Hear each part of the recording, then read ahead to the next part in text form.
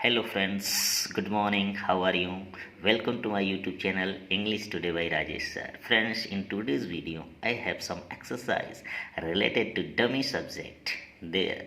Friends, आज की video में डमी सब्जेक्ट देर की कुछ एक्सरसाइज हैं यानी सेंटेंसेस हैं जिसके बारे में हम यहाँ पर चर्चा करेंगे और देखेंगे वास्तव में किस प्रकार से किसी भी पेपर में या किसी भी कन्वर्सेशन में हम देर का यूज़ कर सकते हैं जहाँ पर देर का कोई मतलब ना हो, जहाँ पर देर का कोई अर्थ ना हो। फ्रेंड्स, तो ध्यान से देखिएगा। फ्रेंड्स, मेरे चैनल का नाम ऊपर लिखा हुआ है English today by Rajesh sir.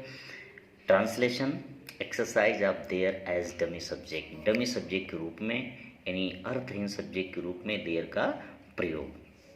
Friends, यहाँ पर देख लीजिए, यह प्रेजेंट टेंस है। अगर हिंदी क्रिया के रूप में हैं, हो आए तो वहाँ पर हम इज एम आर का प्रयोग करते हैं। सिंगुलर सब्जेक्ट के लिए इज, प्लूरल सब्जेक्ट के लिए आर और आई के लिए हमेशा एम का प्रयोग करते हैं। ये आप जानते ही हैं, लेकिन मैंने यहाँ पर लिख दिया है। ए वाला है जो है सिंगुलर के लिए आता है। अगर कोई प्लूरल सब्जेक्ट आएगा तो उसके पीछे बिंदी वाला है आता है। फ्रेंड्स, ध्यान दीजिएगा, ये प्लूरल के लिए आता है, यह सिंगुलर के लिए आता है। ये आई के साथ आता है, यह बहुवचन के कर्ताओं के साथ आता है।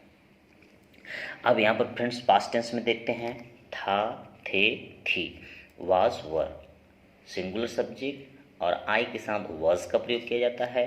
प्लूरल सब्जेक्ट यानी बहुवचनकर्ताओं के साथ वर का प्रयोग किया जाता है। तो यहाँ पर भी होता है था, थे, थी। यहाँ पर बिंदी हो जाएगा तो ये भी बहुवचन का हो जाता है, अगर हट जाएगा तो एकवचन का हो जाता है और सेंटेंस में यूज के आधार पर किया जाता है। होगा, होगी, होंगे, will be, shall be. Second और थर्ड पर्सन के प्रोनाउन के साथ विल बी, फर्स्ट पर्सन के प्रोनाउन के साथ शैल बी का प्रयोग किया जाता है। फ्रेंड्स, यहाँ पर शैल बी का प्रयोग ध्यान दीजिएगा, आई और वी के साथ ये होते हैं first person. You, he, she, it, they और जितने भी नाउन होते हैं कॉमन प्रॉपर जो भी हैं सबके साथ विल बी का प्रयोग होता है। इसमें एक वचन बहुवचन नहीं होता है। फ्रेंड्स, ठीक है, आइए एक्सरसाइज देखते हैं। ध्यान से देखिएगा। फ्रेंड्स, इस तरह से मैंने प्रयास किया है। मेरी जेब में एक रुमाल है, तो जितना भी आगे वाला सेंटेंस आप देख रहे हैं, ये देखिए, ये वाला, ये सब प्लेस को बताएगा। फ्रेंड्स, ध्यान दीजिएगा, सब प्लेस को बता रहा है। तो यहाँ पर सबसे पहले प्लेस आ गया। मैंने यही बताया था, आप पिछली वीडियो में यही आपको बताया गया था कि जब हिंदी क्रिया से मेन सब्जेक्ट सटा हुआ हो, जब हिंदी क्रिया के साथ मेन सब्जेक्ट आया हुआ हो और जो स्थान हो वह सेंटेंस में शुरू में आया हुआ हो, तो ऐसे सेंटेंस में देयर का प्रयोग किया जाता है। क्यों किया जाता है? क्योंकि देयर जो होता है इस मेन सब्जेक्ट का परिचय कराता है। अगर इस सेंटेंस को फ्रेंड आप सबसे पहले पढ़ेंगे तो इसमें सबसे पहले आप किससे परिचित हो रहे हैं? मेरी जेब से परिचित हो रहे हैं। ये देख रहे हैं, मेरी जेब, इससे परिचित हो रहे हैं आप, न कि इससे। तो भाई परिचय आप इससे कर रहे हो जो कि इसका मतलब ही नहीं है। मतलब का मतलब यहाँ पे मेन सब्जेक्ट जो होना, जैसे राम बाजार जाता है तो राम बाजार जाता है, जाने का काम राम कर रहा है तो मुख्य तो राम हुआ। ऐसे सेंटेंस में हम राम से परिचित हुए तो कोई दिक्कत नहीं है, लेकिन जो मेन सब्जेक्ट है वो तो पीछे छुपा हुआ है और जो स्थान है वह आगे है।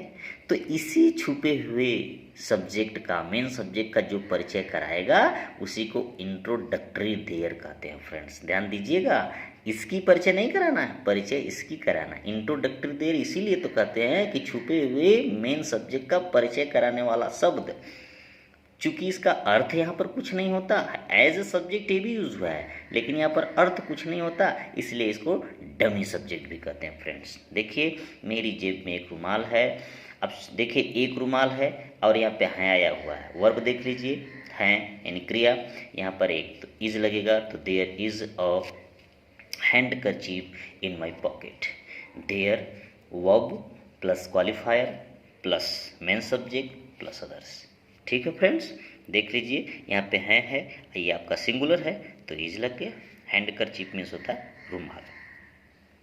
सड़क पर गाड़ियाँ नहीं हैं, निगेटिव आ गया सेंटेंस। ध्यान दीजिएगा फ्रेंड्स, मैंने प्रयास किया है कि निगेटिव सेंटेंस भी हो जाए। तो फ्रेंड्स, देयर के साथ नो का भी प्रयोग करते हैं। ध्यान दीजिएगा, नो का भी प्रयोग करते हैं और नॉट का भी प्रयोग करते हैं। फ्रेंड्स, तो नॉट का प्रयोग जब करते हैं किस प्रकार से होगा अभी बताएंगे। There are no vehicles on the road. अब देख लीजिए, गाड़ियाँ मेन सब्जेक्ट यहाँ पर है, यहाँ पर हिंदी क्रिया है और सड़क पर ये जो है स्थान आगे है। तो इनका परिचय कराने के लिए introductory there are no vehicles on the road. या फ्रेंड्स अगर आपको नॉट का प्रयोग करना है तो आप क्या करिए, ऐसे भी सेंटेंस यूज कर सकते हैं, there are not any vehicles on the road. यह भी सेंटेंस सही है friends. There aren't, are not का ये छोटा रूप है, आरंट एनी व्हीकल्स। ध्यान देना, जब नॉट का प्रयोग करना आप किसी भी सेंटेंस में देयर वाले, तो वहाँ पर आप एनी का प्रयोग कर सकते हैं, क्योंकि ये निगेटिव सेंटेंस में हमेशा यूज होता है। एनी का मतलब कोई होता है, ध्यान दीजिएगा ना, यहाँ पे कोई होता है। तो there aren't any vehicles on the road, जब भी नेगेटिव सेंटेंस में आप ऐसा यूज करना तो वहाँ पर एनी का प्रयोग कर देना। एनी का प्रयोग सिंगुलर सब्जेक्ट और प्लूरल सब्जेक्ट दोनों के साथ होता है। यह इंडिफिनिट संख्यावाचक होता है, ध्यान दीजिएगा। इंडिफिनिट न्यूमरल एडजेक्टिव या डिटर्मिनर आप इसको कह सकते हैं। तो इस तरह से नॉट वाला यूज होगा एनी के साथ प्लस नाउन। इस तरह से आपका होगा नो प्लस नाउन, ये भी आपका एडजेक्टिव है फ्रेंड्स। आगे आते हैं, क्या बाल्टी में पानी था। ध्यान देना फ्रेंड्स, यहाँ पर वो बदल गई, यहाँ पर जो क्रिया आई वहाँ पर आपकी था है। अब चूंकि था थे थी मैंने बताया था वाजवर। अब पानी, पानी अनकाउंटेबल नाउन होता है। अनकाउंटेबल नाउन जो होते हैं हमेशा सिंगुलर के श्रेणी में आते हैं, मतलब एक वचन की श्रेणी में आते हैं। उनके साथ एक वचन के जितने भी हेल्पिंग वर्ब या मेन वर्ब होते हैं उनका यूज़ करते हैं। तो यहाँ पर देख लीजिए, इंट्रोगेटिव सेंटेंस आ गया। आप जानते ही हैं जब कोई हिंदी वाक्य क्या से शुरू होता है तो क्या की इंग्लिश जो वाट होती है नहीं लिखते हैं। सबसे पहले हम, ठीक है, उस सब्जेक्ट को देख करके उसके अनुसार प्रयोग होने वाली वर्ब को लिखते हैं। तो सब्जेक्ट यहाँ पर अनकाउंटेबल है, इसलिए था के लिए किसका प्रयोग करेंगे, वाज का। ठीक है, अब दूसरे नंबर पर सब्जेक्ट, सब्जेक्ट कौन है, इंट्रोडक्टरी देयर। ठीक है, तीसरे नंबर पे main subject was there water. अब यहाँ पानी, देखिए मेन सब्जेक्ट यहाँ पर हिंदी क्रिया सटा हुआ, तो was there water in the bucket, question mark. Bucket means बाल्टी। ध्यान दीजिएगा फ्रेंड्स, ये आप जानते ही हैं कि क्या जब आता है आगे तो हम उसकी जो इंग्लिश होती है नहीं लिखते हैं, ये आप भी जानते हैं। ठीक है ना, तो देखो मैंने भी नहीं लिखा है, वाज यहाँ पर इसके लिए आया है। क्यों आया वाज, वर क्यों नहीं आया, क्योंकि पानी अनकाउंटेबल नाउन है जिसके साथ सिंगुलर वर्ब का प्रयोग किया जाएगा। दूसरे नंबर पर there as introductory there, main subject और अदर क्वेश्चन मार्क जरूर लगाइएगा। मैदान में बच्चे कितने होंगे, ध्यान देना दो प्रकार से आता है फ्रेंड्स, मैदान में कितने बच्चे होंगे, मैदान में बच्चे कितने होंगे, दोनों अलग अलग हैं। यहाँ पर देखिए फ्यूचर आ गया, होगा होगी आ गया, तो विल बी शैल बी का प्रयोग करेंगे। तो कितने को सबसे पहले, जब कोई प्रश्नवाचक शब्द इंट्रोगेट जो इंग्लिश हिंदी होती है उसमें सबसे पहले आए तो उसकी इंग्लिश को सबसे आगे लिख देते हैं। तो चूंकि संख्या बता रहा है तो संख्या के लिए कितने के लिए किसका यूज़ करते हैं, हाउ मेनी का। तो हाउ मेनी यहाँ पर ये न्यूमर, ठीक है, जिसको आप न्यूमरल बोलते हो, नंबर बताता है। तो हाउ मेनी, चूंकि इसके साथ यह नाउन सटा नहीं हुआ है, कितने बच्चे अगर होता तो हाउ मेनी चिल्ड्रन हो जाता, बच्चे कितने आ गए, ये अकेले आया है तो इसलिए अकेले लिखेंगे। दूसरे नंबर पे जो वर्ब है आपकी विल, तीसरे नंबर पे इंट्रोडक्टरी देयर, चौथे नंबर पे बी। चूंकि इसको आप साथ में नहीं लिखेंगे इंट्रोगेटिव सेंटेंस के WH टाइप सेंटेंस में या SNO टाइप सेंटेंस में फ्रेंड्स। तो how many will there be, अब main subject children in the ground और क्वेश्चन मार्क। फ्रेंड्स ध्यान दीजिएगा, मेन सब्जेक्ट ऐसे सेंटेंसेस में जो WH टाइप सेंटेंस होंगे, होगा होगी वाले में, वहाँ पर जो मेन सब्जेक्ट होगा हमेशा बी के बाद लगाया जाएगा। तो फ्रेंड्स इसके बाद देख लीजिए, पांचवा है आकाश में तारे कैसे हैं। ध्यान दीजिएगा, आकाश में तारे कैसे हैं। अब यहाँ पर कैसे, ये भी इंट्रोगेटिव वर्ड है, यानी हिंदी का प्रश्नवाचक शब्द है। इसको उठा के कहाँ कर देंगे, सबसे आगे। कैसा, कैसी, कैसे, किस प्रकार, ये जितने होते हैं इनके लिए हाउ का प्रयोग करते हैं, हाउ। अब आएंगे इसके पास, तो ये देख रहे हैं लगा हुआ है। फिर इसके पास जब आते हैं तो यहाँ पर आप देख रहे हैं कि यहाँ पर स्टार यानी तारे, तारे का मतलब बहुत सारे तारे हैं, तो यह प्लूरल हो गया। प्लूरल है तो किसका प्रयोग करेंगे, आर का। तो हाउ आर, फिर subject there, a main subject stars in the sky. देख लीजिए, how are there stars in the sky, question mark. देख लीजिए फ्रेंड्स, सब में स्थान आगे आ रहा है, मेन सब्जेक्ट जो है हिंदी क्रिया के पास आ रहा है। मेरे स्कूल में 10 शिक्षक हैं, ठीक है, मेरे स्कूल में 40 शिक्षक हैं, मेरे स्कूल में 50 शिक्षक हैं, मेरे स्कूल में 100 शिक्षक हैं, कुछ भी आ जाए यहाँ पे। मेरे स्कूल में अभी 1 शिक्षक है, चाहे जितना यहाँ पर कोई न्यूमरल आपका एडजेक्टिव आ जाए, तो हमको बस ये मिलना चाहिए। अगर ये नहीं भी आएगा ना, मेरे स्कूल में शिक्षक हैं, तब भी इसे कोई मतलब नहीं है, लेकिन ये निश्चित कर दिया कि मेरे स्कूल में 40 शिक्षक हैं, न 41 है न 39 हैं, 40 हैं। तो इसलिए यहाँ पर करेंगे देयर आर। अब देखिए प्लूरल है, 40 चूँकि प्लूरल है, बहुवचन, इसलिए यहाँ पर देखिए बिंदी लगा हुआ है। तो देयर आर 40 का 40 हो गया। अब main subject teachers in my school, full stop. तो देख लीजिए आपके जस्ट यहाँ पर मेरे स्कूल में ए स्थान हो गया, मेन सब्जेक्ट यहाँ सटा हुआ। फ्रेंड्स यहाँ पर इसको आप न्यूमरल एडजेक्टिव या न्यूमरल डिटर्मिनर कर सकते हो, ठीक है, क्योंकि यह इस शिक्षक यानी टीचर की विशेषता बता रहा है। देखिए जस्ट इसके आगे आएगा। आगे देख लीजिए, किसी साम्राज्य में एक ईमानदार राजा रहता था। फ्रेंड्स ये थोड़ा सा अलग है, ऐसे ही खूब पेपर्स में पूछा जाता है।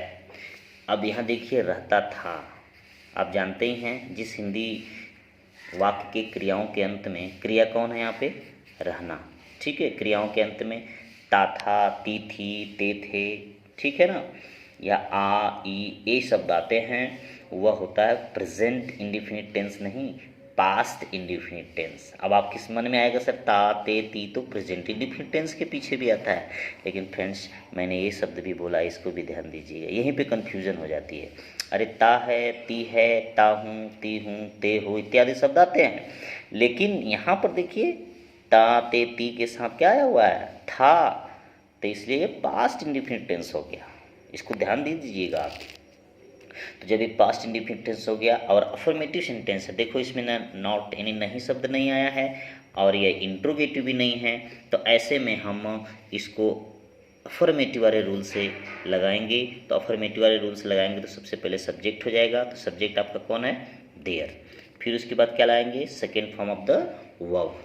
देखिए रहता था तो लिव्ड। अब मेन सब्जेक्ट कौन रहता था, एक ईमानदार राजा, तो एन ऑनेस्ट किंग। ये जो ऑनेस्ट है इसको हॉनेस्ट नहीं पढ़ते फ्रेंड्स, इसको ऑनेस्ट पढ़ते हैं। यहाँ पर एच साइलेंट वर्ड लेटर है और यहाँ से हम पढ़ते हैं ऑनेस्ट। तो यह स्वर की ध्वनि दे रहा है, इसीलिए मैंने यहाँ पर एन लगाया है, ए नहीं लगाया है, ध्यान दीजिएगा, हॉनेस्ट मत पढ़ना।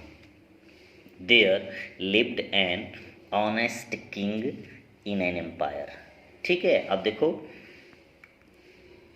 किसी साम्राज्य में, इन एन एम्पायर मतलब एन मतलब किसी साम्राज्य में, एन मतलब कोई किसी भी होता है, तो यहाँ चूंकि देखिए यहाँ भी एम्पायर आ रहा है, एम्पायर का मतलब होता है साम्राज्य, ये भी जो है आपका स्वर से शुरू हुआ है, हिंदी की स्वर की बात हो रही है, तो यहाँ पर देखो एन का प्रयोग है, एम्पायर मीन्स साम्राज्य।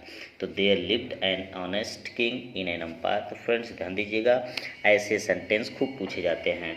8वां है एक राक्षस था, जैसे एक राजा था उसी तरह एक राक्षस था, तो देयर वॉज अ डेमन। राक्षस को क्या कहते हैं, डेमन।